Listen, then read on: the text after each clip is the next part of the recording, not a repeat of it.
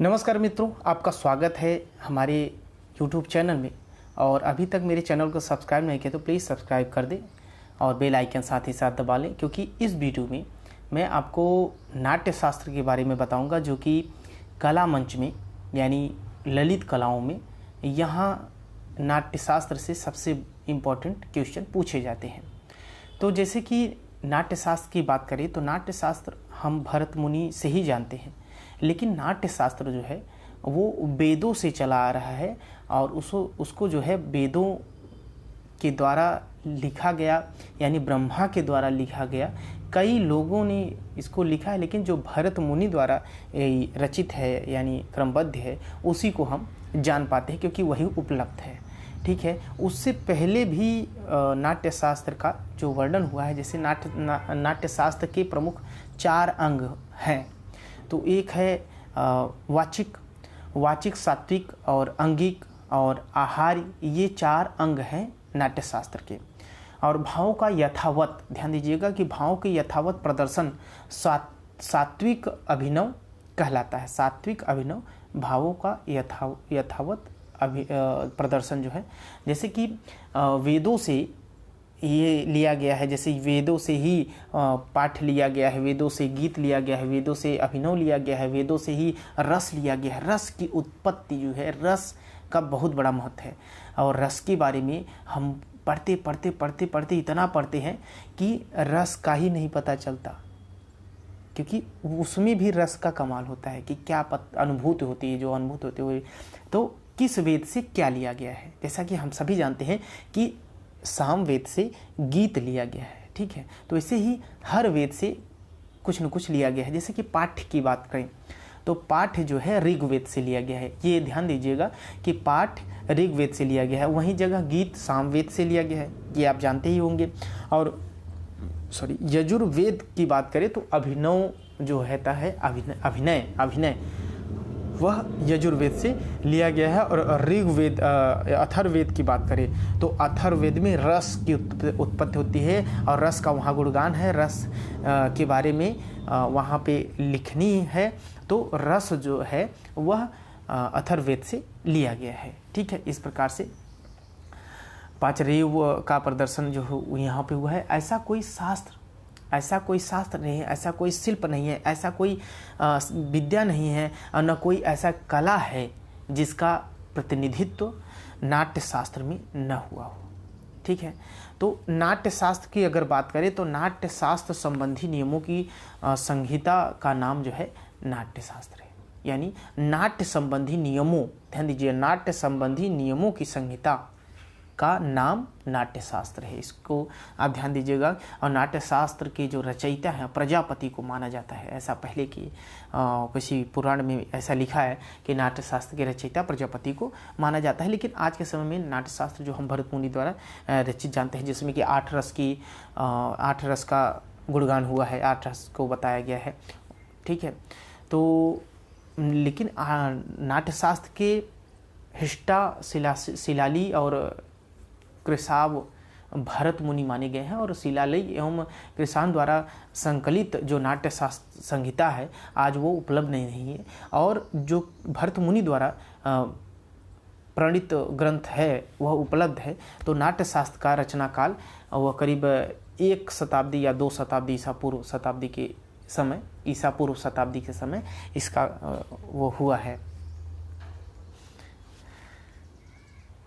अब यहाँ पे मैं भरत मुनि द्वारा रचित नाट्य शास्त्र की बात करूँगा। तो नाट्य शास्त्र जो है उसमें 36 अध्याय हैं और 4426 श्लोक हैं। नाट्य शास्त्र में जो कि भरत मुनि द्वारा रचित है उसमें 36 अध्याय हैं और 4426 श्लोक हैं।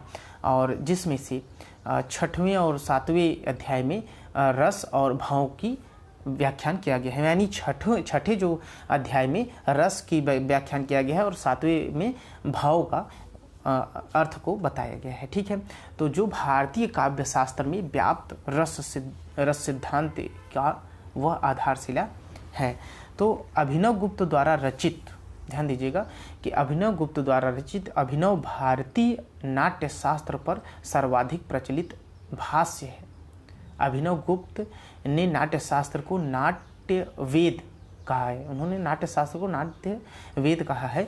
और देखिए तो इस ग्रंथ में 12,000 पद्य तथा कुछ गद्यांश हैं। इस कारण इस ग्रंथ को द्वादश शास्त्रीय संहिता कहा गया है। ठीक है, तो सबसे बड़ी बात आती है जहाँ से क्वेश्चन पूछा जाता है।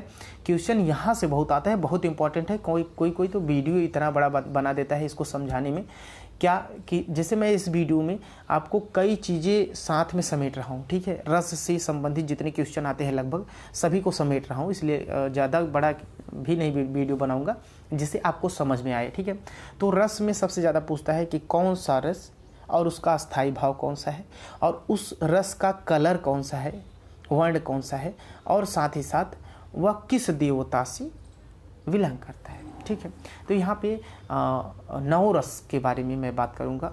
तो 9 रस में से जैसे 8 रस भरत मुनि ने लिखा है, फिर अभिनव गुप्त ने जो शांत रस को भी अभिनव गुप्त में माना है। तो सभी रस के बारे में मैं इसी वीडियो में डिटेल से चर्चा करूंगा।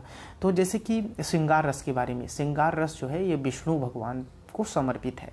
श्रृंगार रस विष्णु भगवान को समर्पित है और ये काला वर्ण, इसका जो प्रतीक है वो काला वर्ण है और इसका जो अस्थाई भाव है रति है। श्रृंगार रस विष्णु भगवान और इसका जो वर्ण है वो उसका जो वर्ण है वो काला है और अस्थाई भाव रति है। अब मैं बात कर रहा हूँ रौद्र रस का। रौद्र रस जिसका जो हास्य रस, श्रृंगार रस की बात किया, श्रृंगार रस विष्णु काला रंग है और रति है। और हास्य रस की बात करें तो प्रथम प्रमथ जो देवता है, प्रमथ वो है हास्य रस के प्रमथ देवता हैं। और इसका जो रंग है वो शीत रंग है और इसके जो अस्थाई भाव है वो हास्य है। रौद्र रस की बात करें तो रौद्र रस जिसका विष्णु है रुद्र और इसका जो रौद्र रस का जो कलर है वो रक्त है और ये क्रोध, इसका अस्थाई भाव क्रोध है। और करुण की बात करें तो करुण रस का जो देवता है वो यमराज है और इसका जो रंग है वो कपोल है और इसके जो अस्थाई भाव है वो शोक है। वीर रस की बात करें तो वीर रस का अस्थाई भाव होता है उत्साह। वीर रस का अस्थाई भाव उत्साह होता है। इसका जो रंग है वो गौर है यानी गोरा है और इसके जो देवता है वो इंद्र जी हैं, इंद्र। और अद्भुत रस की बात करें तो उसका अस्थाई भाव विस्मय है और ये जो इसके जो देवता है वो ब्रह्मा है और पीत रंग है इसका, पीत रंग। ठीक है, विभत्स रंग की बात करें तो विभत्स रस की बात करें तो इसके जो इसका विभत्स रस का जो अस्थाई भाव है वो है जुगुप्सा और इसके जो देवता है वो महाकाल है और इसकी जो कलर है वो नील कलर है। ठीक है, और भयानक रस की बात करें तो भयानक रस का जो अस्थाई भाव है भय है और इसके देवता जो हैं कालदेव हैं और इसका जो वर्ण है वो कृष्ण है। ठीक है, तो और यहाँ पे शांत रस की बात कर रहे हैं। शांत रस जो है इसका भाव है निर्वेद या सम कह सकते हैं और इसके जो देवता हैं वो नारायण हैं और इसका वर्ण जो है वह कुंदेदु है। ठीक है, कुंदेदु। ठीक है, और 4 प्रकार के प्रमुख रस हैं जैसे कि श्रृंगार रस हो गया, रौद्र रस हो गया, वीर रस हो गया और विभत्स रस हो गया। 4 प्रकार की ये 4 जो है प्रधान रस हैं। प्रधान रस कौन कौन से? श्रृंगार रस, रौद्र रस और वीर रस और विभत्स रस, ये 4 प्रमुख रस हैं और उससे सभी से रस बने हैं। तो भोज ने श्रृंगार को ही एकमात्र रस माना है। राजा भोज ने श्रृंगार रस को ही एकमात्र रस माना है और भवभूति ने 8वीं शताब्दी में उन्होंने करुण को ही एकमात्र रस माना है और अभी अग्नि पुराण में 11वीं शताब्दी में जो लिखा गया था तो श्रृंगार को ही एकमात्र रस माना गया है। अब यहाँ पे कह सकते हैं कि रसों का राजा कौन है, कह सकते हैं ऐसा कि रसों का राजा कौन है। तो रसों की राजा की बात करें तो श्रृंगार रस को ही रसों का राजा माना जाता है। ऐसा पूछा जाता है कि रसों का राजा कौन है, तो श्रृंगार रस को ही रसों का राजा माना जाता है। तो दोस्तों इस वीडियो में इतना ही।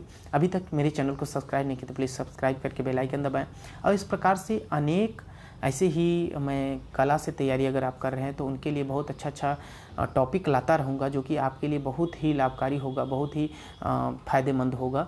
तो मेरे चैनल को अभी तक सब्सक्राइब करके और अपने दोस्तों तक शेयर करें और जैसा भी वीडियो लगा हो मेरे उत्साह बढ़ाने के लिए लाइक करें और कमेंट्स ज़रूर करें। Thank you.